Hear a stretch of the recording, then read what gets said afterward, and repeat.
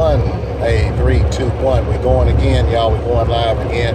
Listen, for those of you who are concerned about, man, my movement, my phone is in a stationary fixed position, so therefore I can talk to you.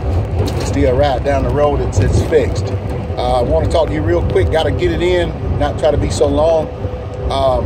I was sitting there and I'm thinking about some stuff, and God showed me this to the pastors out there that's got these big mega congregations, got these people following you. I hope that you're not in this for the peanut gallery, for the accolades that you're getting. Because I'm going to tell you something. The same people that put you up there, they'll be the same people that be hollering, crucify you.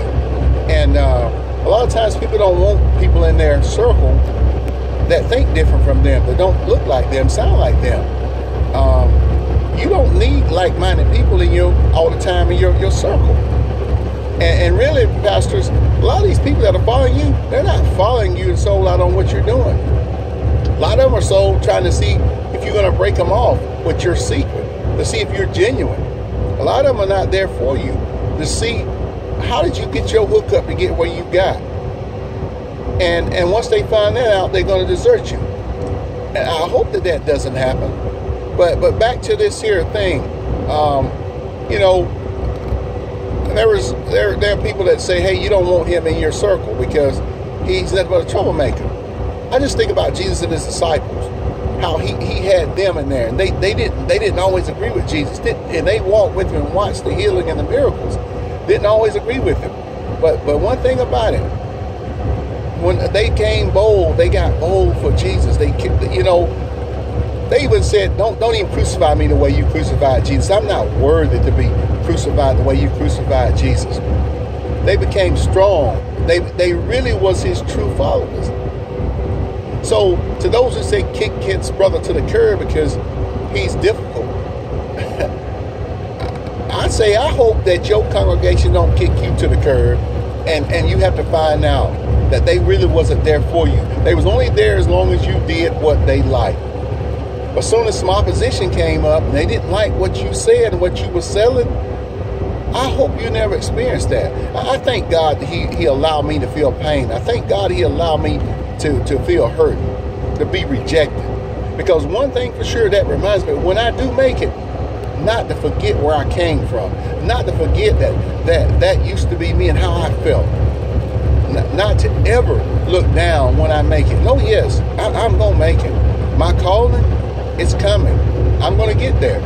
It may not be the way you want me to get there at your timing, but I'm going to get there. And I thank God that he allowed me to see who's for me, to see who's against me, and to really see who the enemy is.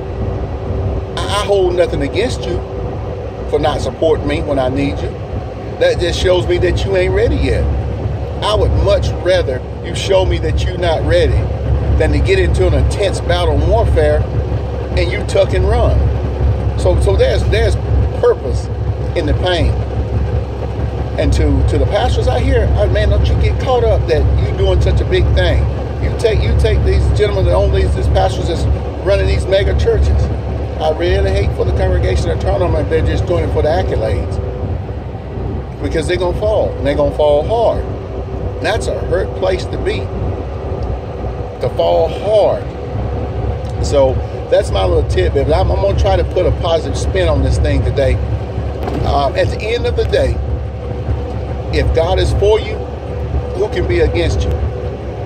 So to the brothers that tell the pastors to drop me, or I don't roll like that, and I don't run behind my pastor, see if he gonna break me off something. Listen, if I'm for you, you ain't got to give me nothing. If I'm not against you, ain't enough money in the world you could give me to make me roll and buy into what you're selling.